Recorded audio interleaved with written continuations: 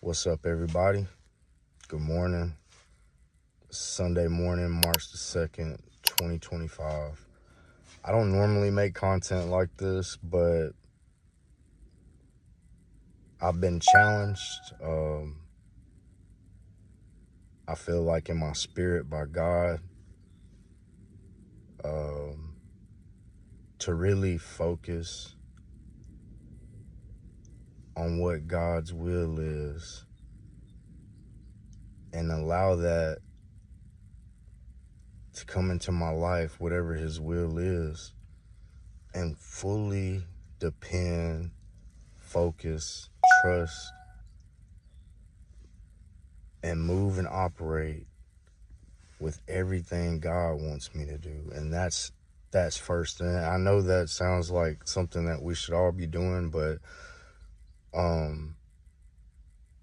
maybe sometimes we just get distracted by life and by our own desires, that whether we are aware that we are not putting God's will first and keeping God first in our life, and the most important thing.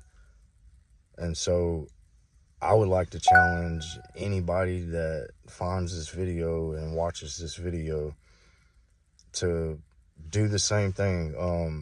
I'm going to explain what led me to this and kind of where I'm at on this journey. This is going to be like day one. So if you're watching this, maybe you'll subscribe and follow and hold me accountable, and we can help each other grow. And 2025 can be a year that God really moved in our life like never before. And I hope and pray that that falls on everybody that watches this. So just a little bit, the title of this video is I Got Fired Because I Did. I got fired months ago. But then, it's a story after that. So I don't know, you may be watching this, you may have gotten fired and have a testimony too. So definitely like and comment and share your testimony of just how good God is, because I was watching a preacher a few weeks ago, and he was talking about sometimes we just need to pivot, because when you pivot, it takes you in a different direction. And so when you get fired, it's definitely a pivot in life. It's a pivotal moment in life. My experience in getting fired, I got fired back in November 2024. It was about a month, 2 months before Christmas. It's my daughter's senior year. My oldest daughter graduated last year. So this is my second middle child, and she graduated. So this coming up year 2025. And so, not a good time to get fired. Not a good time. And to make matters worse, we were traveling for my job. I did IT work, low voltage work. So we would travel to different sites that we would have contracts for, from Maine to Florida to Arkansas, Missouri, all over the place.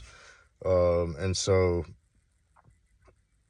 I stayed gone. I would stayed working. I hustle, I grind. I never really had much, and didn't come from much. So that's all I've known, is to work and grind and to hustle to provide for my family. So that's what I was doing. Really just on the grind, trying to make a difference. About 3 years ago, I got into a journey of investing, just really learning where money comes from, trying to change my situation, because I really truly believe even today that investing is a great way to manage your finances and learn the monetary system. And I'm going to leave it at that, because God can give an increase in many ways. But for me, I truly believe in investing. But outside of that, so that's why I would work so hard, because in my head, like we're all just trying to provide for our families. We're trying to live a happy life, and we want everybody around us to be happy, especially as a man. It gives me joy seeing the smiles that I put on the faces of those that I love. So this job, I put a lot into this job, and now looking back at it, the only regret I have is the time that I missed with my family. And that was crazy to me, because in the end, the money doesn't matter. The money does not matter. What matters the most is those people that you can be around, that love you and that you love, because time is something so important. And that's something that I've learned along this journey. So on my last day of work, it was really wild to me, because like I said, I would travel, we would do IT work, low voltage work. And last day on the job, I'm the only person there. It was Halloween. I'm trying to get back to my family. I started in around Lexington, Kentucky area, traveled over to um, Hopkinsville, Kentucky. And at the store that I was at that day, nobody was working. I was the only person working. The store wasn't busy. Um, but when God has a plan for you, there's nothing you can do to stop that plan, whether that be the plan and the direction that you want to go, or that he's trying to take you in. And so it's like I wasn't listening to what God had been putting in my spirit, as I saw in hindsight later, because God had been trying to get my attention for a long time, and has and still is. And what he's trying to get my attention, that I see now, is to fully submit to him, because I've never seen the righteous forsaken or his seed begging bread. I had an aunt that would say that. I remember her saying that when I was a boy. She would stand up and testify in church. And I want to encourage you today, open your eyes and look around you. Like, we all have good and bad that happen in our life, but God always has provided for me. I'm not going to go real deep into my story. I'm just rambling here, but just look back over life and I could always see God has provided. So that day, getting fired was like an end of the world situation. I didn't even get fired that day. I drove home. My boss kind of played a situation where he wanted me to drop my truck off to get it worked on. And I'm like, well, okay. And he's acting kind of weird. I'm like, are you firing me, bro? And you got to understand that this is a small business. We started out with just like 4 people in the beginning. And then later on, we added people. And so this whole time, I've been the most dependable, trustworthy, working to help build this company, thinking it was going to pay off for me in the long run. And it gave me life lessons. And I hope to share those with you if you continue following me. But this is day 1 for me. So I got fired, and I thought it was the end of the world. But guess what? We still ate on Thanksgiving. We still had gifts on Christmas. But most of all, we had each other. And I got time back.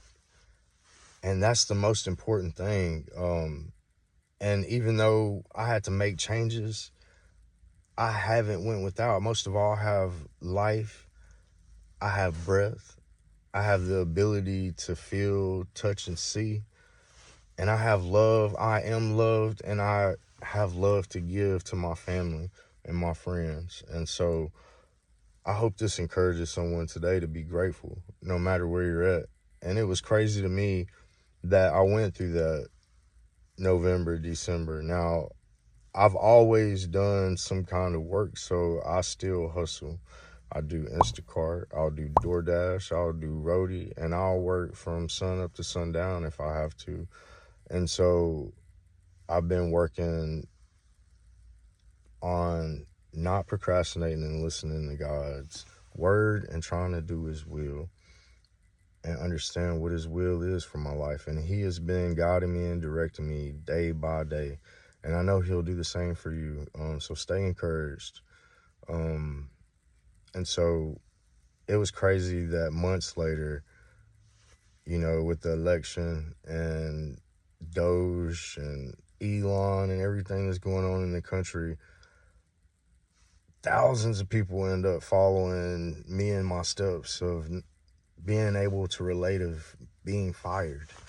And that was wild. So again, God is repositioning, I believe, any of the believers in this time to really take a stand to do what it is that God has called you to do. So I had to pause so I can get to work at 6 a.m. in Alabama. As you can see, the sky behind me. I love the sunrise.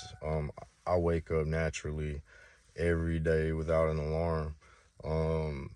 And so I know God has been calling me for a while now into what I'm not sure, but it's going to be an interesting journey. I hope you will follow, you'll subscribe, you'll like, and you'll grow with me.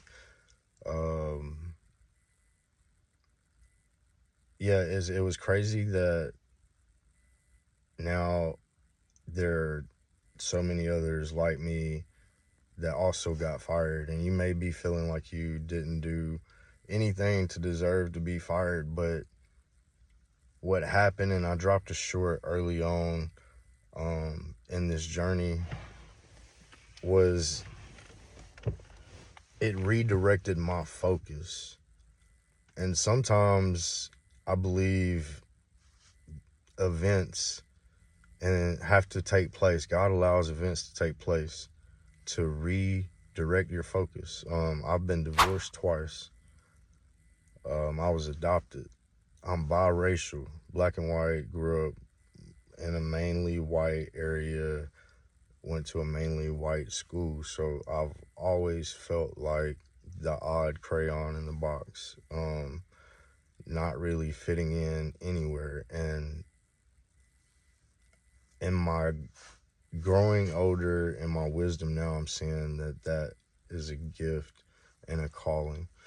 And so I've been challenged by my pastor, who I saw at a track meet yesterday, to do a fast. I've never done a fast. They've already started, and I was kind of discouraged because they've already started to not participate. But I guess I'm going to participate and just be a few days behind. The same way I didn't set any New Year's resolution for 2025, but I'm gonna be a few months behind. And so maybe somebody is gonna watch this, you'll watch this, and you'll join me. In my mind, I heard 1, 2, 3 go, and you know, the seasons are changing. This is the 3rd month of the year. So if you find this today and you watch this on Sunday, March the 2nd, and maybe wherever you are, this video will find you, and you'll say, I need to make some changes. I want to refocus. I want to take a pivot and go a different direction. So this is a perfect time for me to start to. And so, there's some things I'm going to give up, try to give up. I've smoked cigarettes, nicotine for a while, so I want to give that up first, put that down, because like I said, I want to grow my portfolio through investing in stocks, crypto right now, and in myself, and then, you know, wherever I can invest in to plant a seed to grow. And one thing about investing that I've learned, some of the best investments you can make don't come with a money investment. Your time is the most valuable thing. Like, I've invested so much time into that job, and that's a lesson. And that investment, it didn't pay off the way I wanted to, but I still gained something from that investment. I gained knowledge, wisdom from that journey, from those lessons. I built some relationships. So that's definitely something I'll keep in mind, that every investment doesn't have to be a monetarily investment. Love is one of the greatest investments that you can actually invest into people, into yourself, loving yourself. And so that's what this journey will be about also, because Jesus paid the ultimate price when he laid down his life for us. Like, that's the ultimate sacrifice of love. God so loved the world that he sent his only son to die for us. And so that's where I'm starting today. We're going to attend the local church and try to be a light, try to be an example of love, and just plant these seeds and grow. And I hope you'll continue to follow me. I hope if you find this and you're fired, you understand that it's not the end of the world. It's the end of that journey. It's the end of that part of that story. But life goes on. Life continues. So stay encouraged. Stay hopeful. And let's get it. It's 1, 2, 3, go. This is time to go. It's no more time to waste. So hold me accountable. I'm posting this. Comment. And let's make 2025 the year that God's light shines the brightest through each of us, so our light can glow and be a light to the world. Peace, y'all.